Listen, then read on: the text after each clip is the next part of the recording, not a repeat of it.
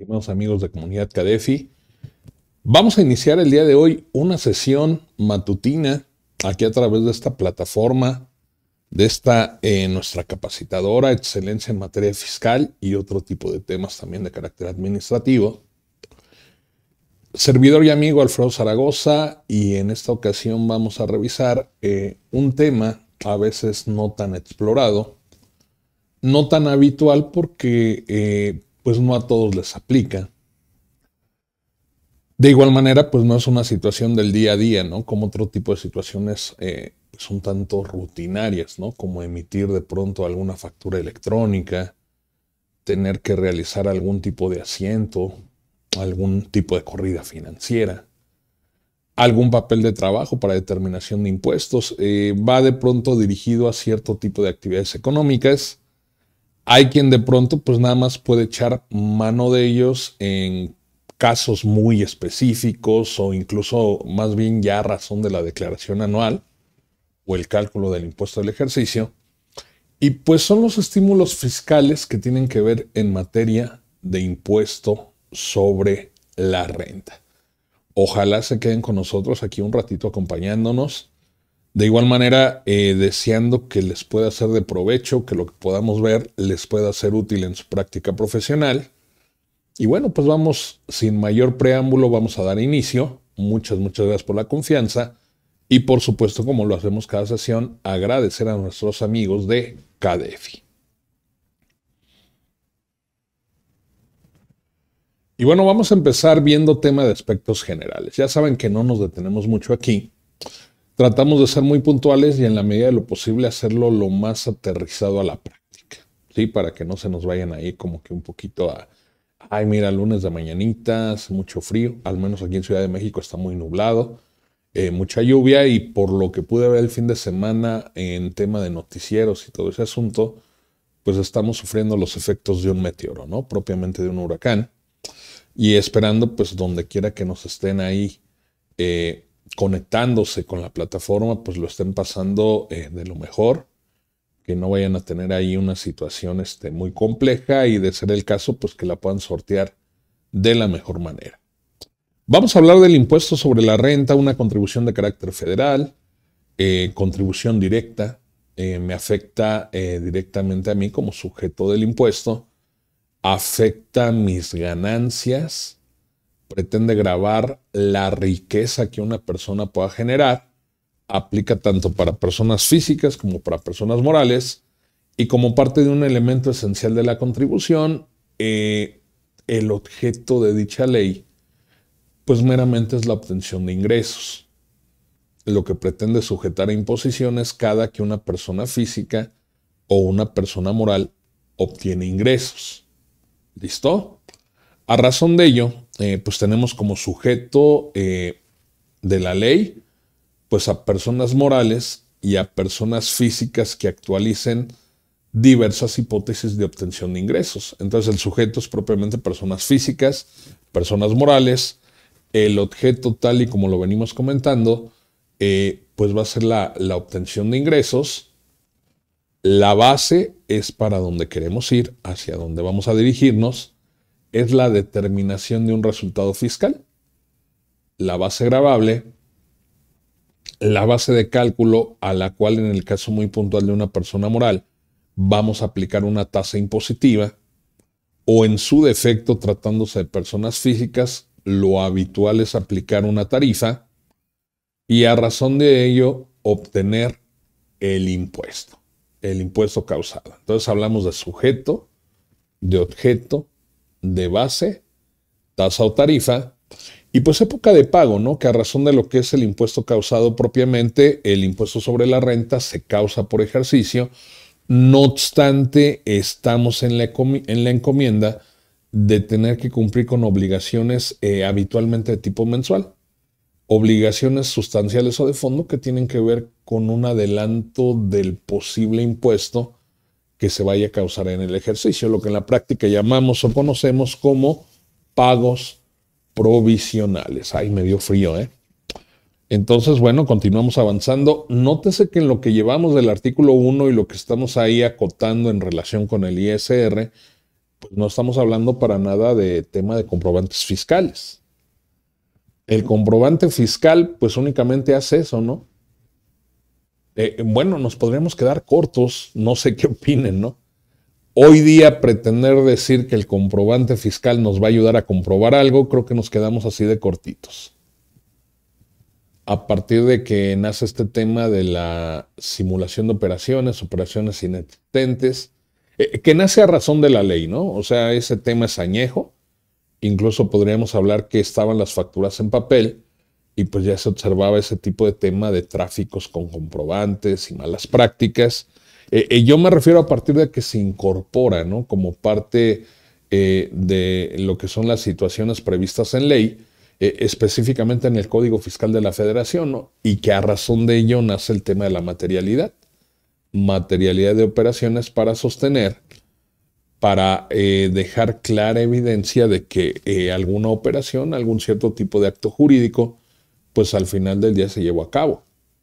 ¿Sí? Entonces, pues no estamos hablando nada de eso. Desafortunadamente, por tema de modernidad, de automatización, estamos en un punto, una delgada línea entre lo que pudiera ser suponer que a razón de poder estandarizar y automatizar diversos procesos de tipo administrativo, pues se trae la idea de que lo que se contabiliza para efecto de generar información financiera, pues son comprobantes fiscales, facturas electrónicas, y que lo que es la base para el cálculo, pues propiamente podríamos caer ahí en una situación de, pues mire, no sé hasta qué punto confusión, sobre todo para aquellos que no son expertos en el tema, ¿no? Que nadie tiene que serlo, o sea, digo, todos estamos obligados a pagar impuestos, a pagar contribuciones, pero por ejemplo, y a propósito de esa palabrita que les gusta tanto, el empresario de a pie, pues tendrá idea de lo que es ganar, de lo que es perder, más o menos cómo proyectar un escenario, poder presupuestar para efecto de determinar un precio de venta, tal vez sacar un tipo punto de equilibrio. Pero ya de eso a que le digas, pues tú calcúlate tu impuesto y máximo estamos hablando de una empresa que de pronto ahí no es tan simple de nada más ingresos y deducciones y pues él no puede tener clara esa noción. Y pareciera de pronto que estamos en una dinámica donde lo que se acumula son comprobantes fiscales o facturas electrónicas y lo que se deduce son también facturas electrónicas. Que ojo, tampoco es que esté peleada una cosa con la otra. Yo siempre he dicho, en la medida que tus comprobantes fiscales estén bien emitidos, en la medida que estos comprobantes se emitan en tiempo y forma, pues habrá un poquito menos de contrariedad, un poquito menos de controversia, recordando que no somos infalibles al robot, que no somos infalibles al algoritmo.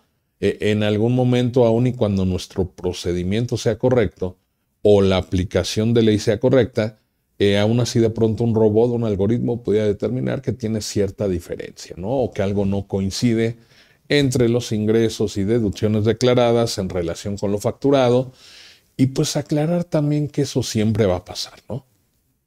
Y tenemos ejemplos muy a la mano, ¿no? Para darle la vuelta en la página a este tema, ¿no? Que además no es el objeto de la plática de hoy, pero que no nos abona en algo negativo comentarlo de pasadita. Yo siempre les digo, ¿no? A ver, díganme cómo facturamos una deducción de activo fijo. No dije compra de activo fijo, dije deducción. Recuerden que lo que consideramos para efecto de deducción es lo que se conoce técnicamente en la ley de renta como deducción de inversiones. Puedo tener la factura por haber comprado el activo. Y la factura seguramente, si fue equipo de cómputo, en el uso del CFDI va a tener equipo de cómputo. Si fue otro tipo de mobiliario, pues va a tener mobiliario y equipo de oficina. Pero de eso a que se haga tangible o efectivo el poder, pues en este caso, respaldar con una factura o un comprobante fiscal la mal llamada depreciación fiscal, pues no veo manera. Es únicamente por mencionar algo, ¿no? Por ejemplo, se me viene a la mente también los efectos de fluctuación cambiaria. ¿Cómo los timbras? Volteando a ver el régimen general de ley, ¿cómo timbras un ajuste anual por inflación? Entonces, miren, hay algo que hay que dar por hecho, hay que dar por sentado, siempre va a haber diferencias, no te van a dejar de llegar cartitas de invitación, a lo mejor tocamos madera, pero pues por ahí te puede caer una revisión profunda y pues nada más porque el robotito, el algoritmo, pues no le sabe al fiscal. Los amigos que estudian, que se preparan, que se capacitan, por ejemplo acá en CADEFI, pues saben que es imposible que no haya diferencias, pero también tienen la certeza de que en la medida de lo posible, pues están aplicando correctamente las disposiciones fiscales. ¿Vale? Entonces, miren, tenemos la base gravable, la base impositiva, ahí están los ingresos, las deducciones, la PTU que se pagó en el ejercicio. Este ya es la cereza en el pastel, es lo que hacemos al momento de la declaración anual. Si tenemos pérdidas fiscales, también es el momento justo y puntual para echar mano de ellas. Y vamos a multiplicar por la tasa del 30%. A grandes rasgos es el cálculo del impuesto, no la cantidad a cargo o a pagar definitiva. ¿Qué le faltaría ahí, estimados? Precisamente la figura de los acreditamientos. Y cuando hablamos de la figura de los acreditamientos, no estamos pensando, ojo con esto, únicamente en lo que son pagos provisionales efectuados en el ejercicio, ni tampoco estamos pensando específicamente en cualquier tipo de retención de impuesto, como por ejemplo las que podían derivar de pronto de este asunto del tema de pagos de intereses, ¿no? Así de lo más habitual, por ejemplo, cuando nos paga rendimiento alguna institución financiera y nos retiene el impuesto sobre la renta. No, antes de esos acreditamientos habría que considerar otra serie de acreditamientos. Por ejemplo, impuestos sobre la renta pagado en el extranjero, impuestos sobre la renta por dividendos o distribución de utilidades, acreditamientos contra el ISR del ejercicio por motivo de estímulos fiscales, ¿no? Que es un poquito hoy a la temática que vamos. Diversos acreditamientos no solo se identifican con tema de pagos provisionales o de retenciones, ¿no? Sino también de echar mano y aprovechar de pronto la figura de los estímulos fiscales. Entonces, pues digamos que ahí es un precálculo, ¿no? Únicamente conocemos el impuesto causado en el ejercicio y ya una vez que efectuamos toda la serie de acreditamientos que correspondan, pues básicamente al final se van a dejar los pagos provisionales y las retenciones que nos hayan efectuado de impuestos sobre la renta. Esto muy claramente en algún punto puede provocar que en vez de tener una diferencia a cargo, tengamos un impuesto a favor. Impuesto a favor que una de dos vamos a poder recuperar solicitándolo en devolución o vamos a poder compensarlo en periodos posteriores.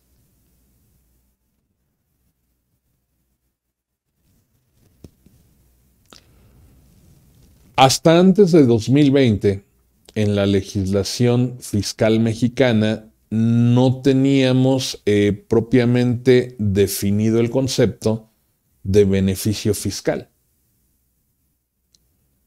Es a partir de que se incorpora la figura de la razón de negocios que el Código Fiscal de la Federación, y atendiendo que por defecto de ley, ninguna ley tributaria como la ley del impuesto sobre la renta, del IVA o del IEPS, específicamente nos señalan qué debo entender por beneficio fiscal, pues tendríamos que voltear a ver lo propio en el artículo 5A del Código. A grandes rasgos, sin miramientos, de manera tajante, se maneja el concepto de beneficio fiscal como cualquier reducción, eliminación o diferimiento temporal de una contribución. Ese es un beneficio fiscal, repetimos, cualquier reducción, cualquier eliminación o diferimiento temporal de una contribución. Ese es un beneficio fiscal. Por lo cual, si me lo permiten, estaríamos ante una amplia gama de posibilidades. Esto lo podríamos incluso señalar o indicar como parte de un concepto jurídico indeterminado, porque al final del día va a quedar muy amplio, ¿no? Más que acotado, va a quedar muy amplio. Cualquier tipo de reducción, eliminación o diferimiento es un beneficio fiscal. Ahora, ¿aquí qué tendríamos? Porque miren, por ejemplo, como parte de la determinación de lo que es la base gravable o el resultado fiscal, pues tengo que disminuir.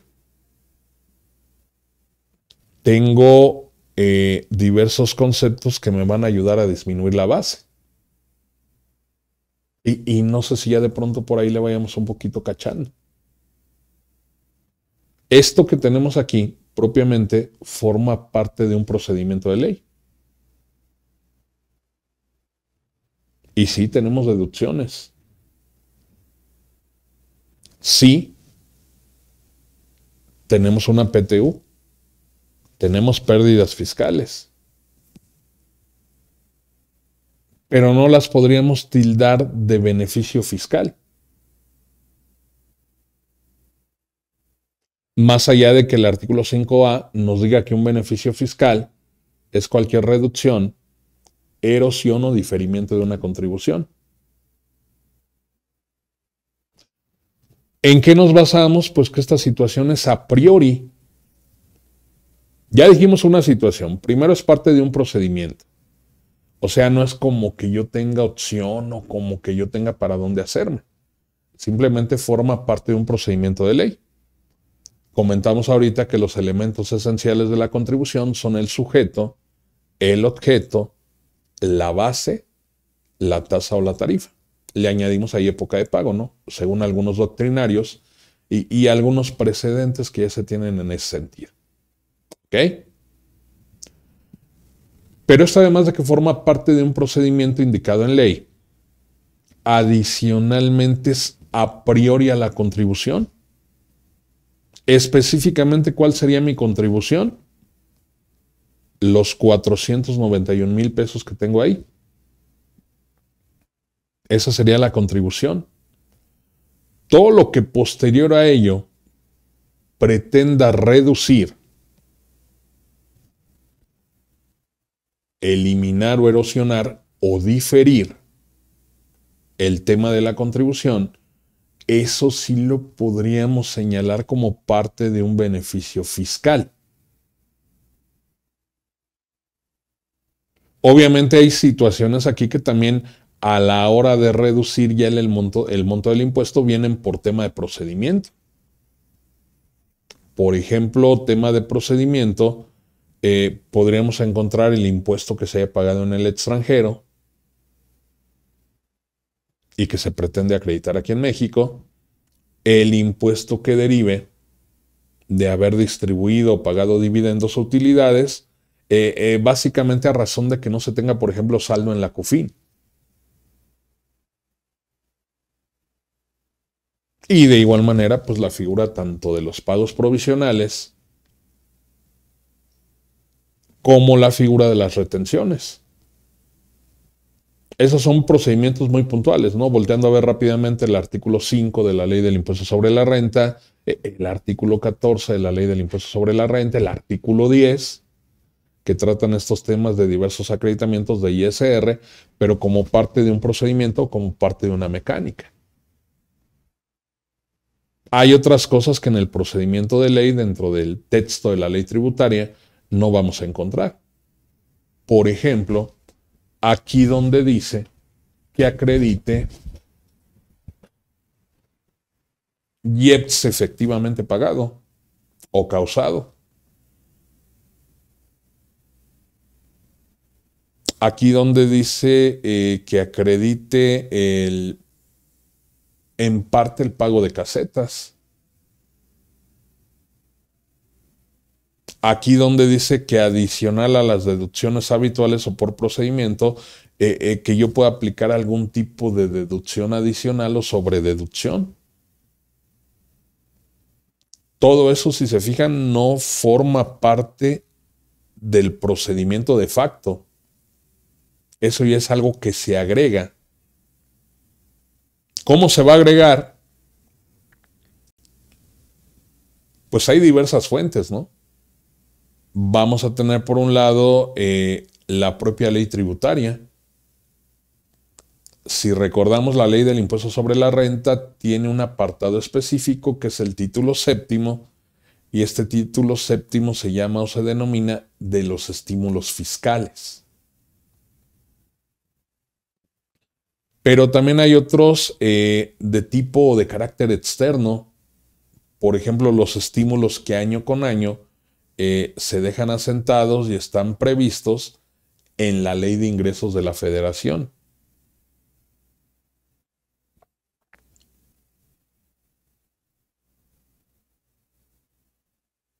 No solo ahí, ¿no? Incluso por separado de las leyes, como es la ley del ISR o la ley de ingresos, de pronto pueden publicarse cierto tipo de decretos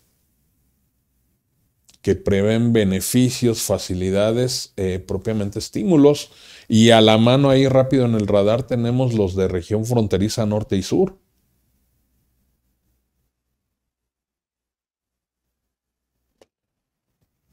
Entonces, pues beneficio fiscal, retomando esta parte, pues es cualquier reducción, eliminación o diferimiento de una contribución. O sea, la esencia aquí tal cual ya es la contribución. Oiga, Conta, pero una deducción es antes de llegar al monto de la contribución. Sí, pero tú ya la tenías definido por el procedimiento habitual.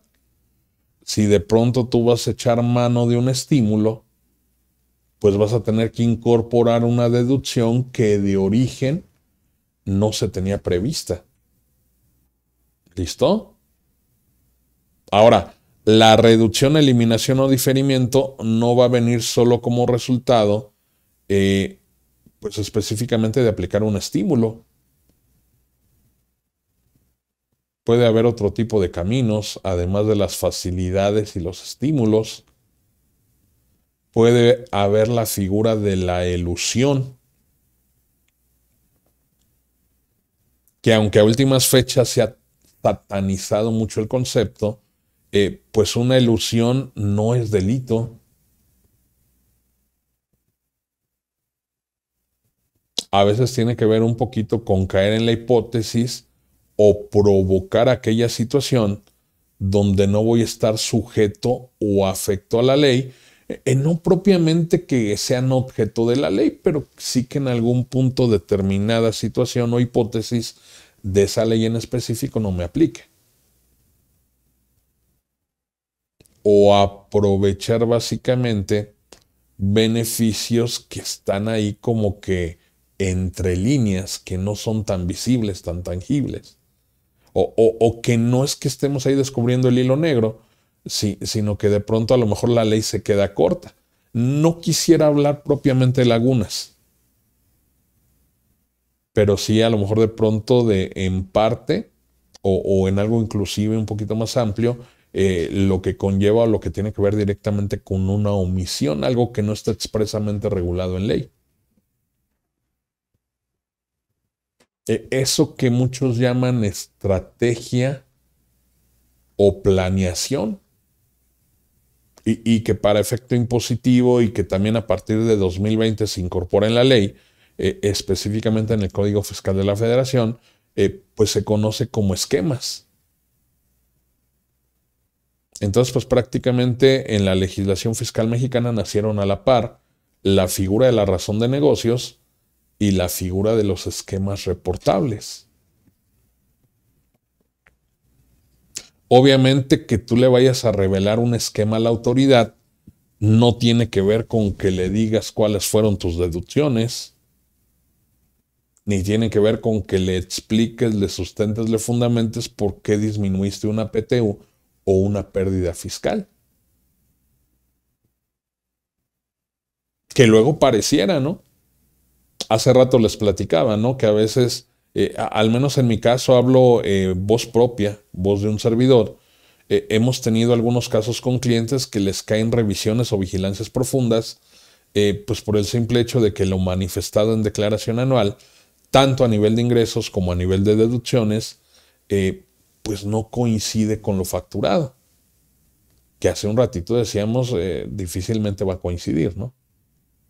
No hay forma, ¿no? No hay manera, no es un Lego, no es un rompecabezas que va a tener ahí las piezas exactas. Entonces, pues pareciera que sí hay que darle cuenta y razón, pero no es lo mismo señalarlo como parte de un procedimiento que decir, mira, autoridad, como tú no habías volteado a ver aquí, o como al legislador se le barrió regular acá, pues yo aproveché ese recoveco y ¡pum! Vámonos, ¿no? Entonces, obviamente, como parte de un procedimiento, una dinámica de ley, una mecánica no implica que yo tenga que reportar un esquema porque ni es estrategia, ni es planeación, ni es esquema. Simplemente estoy siguiendo el procedimiento habitual de ley. Lo mismo pasaría ante la figura de lo que son facilidades para diversas ramas de la economía o para sectores específicos de la economía, porque de alguna cierta manera terminan formando parte de procedimientos de ley. O sea, procedimientos que de por sí ya estaban previstos. Y miren, aquí podríamos mencionar, aprovechando de jalar y ubicar ejemplos, y que estén aquí en el radar o a la mano, el régimen, por ejemplo, de los coordinados, de los que tributan en este régimen específico para actividades del autotransporte terrestre. Tenemos un régimen de actividades del sector primario, ¿no? Los AGASPE, actividades agrícolas, ganaderas, silvícolas y pesqueras. Tenemos un tratamiento específico y diferenciado, de hecho son regímenes distintos al régimen general, para entidades del sector financiero, sistema financiero, para grupos de sociedades. Y a razón de ello, propiamente en ley va a haber tratamientos distintos, tratamientos diferenciados. La semana pasada, aquí mismo en CADEFI, hablábamos del tema de la industria de la construcción, que a diferencia de las actividades o sectores que acabamos de mencionar, no tiene como tal un capítulo o un régimen especial, pero sí de igual manera, ojo con esto, sí tiene un tratamiento diferenciado. Bastaría con voltear a ver el artículo 17 de la Ley del Impuesto sobre la Renta y el artículo 30, ¿no? El 17 en cuanto a momentos de acumulación para contribuyentes que celebran contratos de obra inmueble, ¿no? Y por ejemplo, en el artículo 30, para esta posibilidad de poder deducir erogaciones estimadas, ¿no? Que digo, ahí no aplica específico a la construcción, pero está considerada en el tanto de lo que son otro tipo de actividades, como fraccionamiento de lotes, como desarrolladoras inmobiliarias, en fin, ¿no? Entonces, pues no tiene propiamente un régimen, un capítulo por aparte, por separado, un régimen especial, y sin embargo el tratamiento no es similar como el de cualquier otra persona moral. Bueno, y ni qué decir de lo que conocemos hoy día como la resolución de facilidades administrativas. Contador, usted dijo que solo por procedimiento de ley. Pues sí, a lo mejor ya no hablamos de la ley tributaria, pero sí estamos hablando de la ley fiscal. No porque lo tributario no sea fiscal, no, lo tributario de pronto es un tanto más específico. Recuerden que cuando hablamos de en sentido de tributación o tributario tiene que ver específicamente con el tributo, con el cálculo y la determinación del impuesto. Si yo quiero saber acerca del cálculo y determinación de ISR, invariablemente estimados, no voy a voltear a ver el Código Fiscal de la Federación. Voy a tener que voltear a ver la ley del impuesto sobre la renta. La ley del impuesto sobre la renta sin dejar